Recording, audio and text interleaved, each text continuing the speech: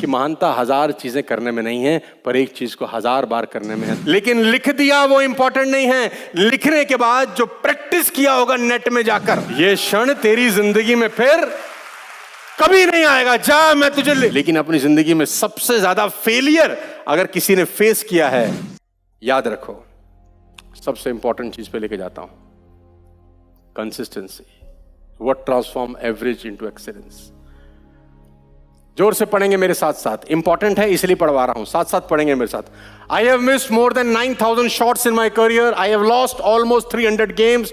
26 times I have been trusted to take the winning game shot and missed. I failed over and over again. That's why I succeed. ये दुनिया के सबसे महानतम basketball player Michael Jordan का coat है। Ladies and gentleman, जितना rejection इस आदमी ने अपनी जिंदगी में फेस किया है, मुझे लगता नहीं प्लेनेट पे कोई आदमी कर सकता है। लेकिन आज अगर आप माइकल जॉर्डन की नेटवर्थ की बात करेंगे तो आपके होश फाख्ता हो जाएंगे। किसी बड़े फिल्म स्टार, किसी बड़े हॉलीवुड स्टार से बड़ा उनका मकान है और वो राजा वाली जिंदगी बिता रहे हैं आफ्टर द रिटायरमेंट। लेकिन अपनी जिंदगी में सबसे ज्यादा फेलियर अगर किसी ने फेस किया है, is a man I am talking about. लेकिन इनमें एक ही क्वालिटी है, लगे रहो, लगे रहो, लगे रहो।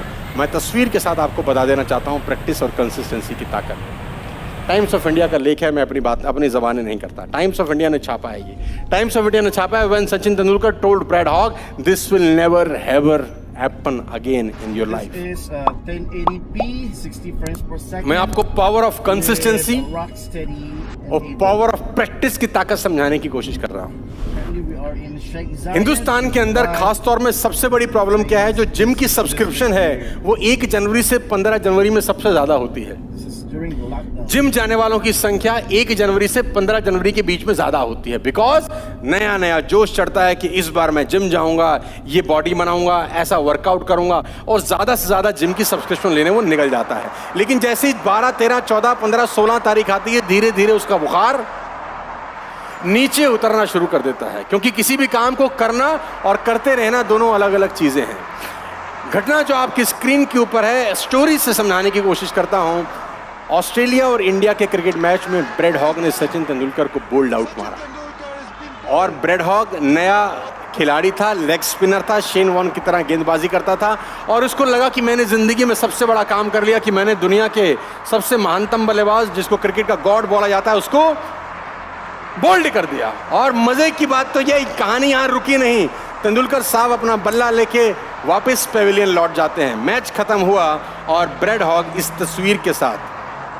तस्वीर के साथ वापस पहुंचते हैं। ये वो लाइव तस्वीर है जिसमें ब्रैड हॉग तेंदुलकर को बोल्ड मार देते हैं। देखिए, जिंदगी में आगे बढ़ने के लिए पेशेंस, कंसिस्टेंसी और आपका पागलपन, जुनून और आपकी बेइज्जती भी कभी कभी आपको आगे बढ़ा देती है। इस तस्वीर के साथ ब्रैड हॉग सचिन तेंदुलकर के पास जाते हैं शाम को, मैच खत्म होने के बाद, कि सचिन सर, बिकॉज उसके लिए सचिन तेंदुलकर बहुत बड़ा नाम था, उसने कहा, सचिन सर, मैं आपका ऑटोग्राफ चाहता हूं, कि आप मुझे कुछ इस तस्वीर के ऊपर ऑटोग्राफ लिख दें। और टाइम्स ऑफ इंडिया का यह आर्टिकल है कि सचिन तेंदुलकर इस तस्वीर पे ऑटोग्राफ में लिखते क्या हैं। सचिन तेंदुलकर इस तस्वीर में, इस ऑटोग्राफ पे लिखते हैं, bread Hogg, this will never happen again. ये क्षण तेरी जिंदगी में फिर कभी नहीं आएगा। ये क्षण तेरी जिंदगी में फिर कभी नहीं आएगा। जा, मैं तुझे और ये लिखना तो आसान है। सोचो तेंदुलकर ने इसके बाद कितना प्रैक्टिस, और इसके बाद सचिन तेंदुलकर और ब्रैड हॉग 45 बार आमने सामने हुए। जब ब्रैड हॉग ने सचिन तेंदुलकर को गेंद करी, चाहे वनडे हो, चाहे टेस्ट हो, चाहे आईपीएल ही क्यों ना हो। लेकिन इस घटना के बाद ब्रैड हॉग सचिन तेंदुलकर को फिर आउट नहीं कर सका। पूरी जिंदगी में ब्रैड हॉग का वो आखिरी विकेट था तेंदुलकर पे। लेकिन लिख दिया वो इंपॉर्टेंट नहीं है, लिखने के बाद जो प्रैक्टिस किया होगा नेट में जाकर,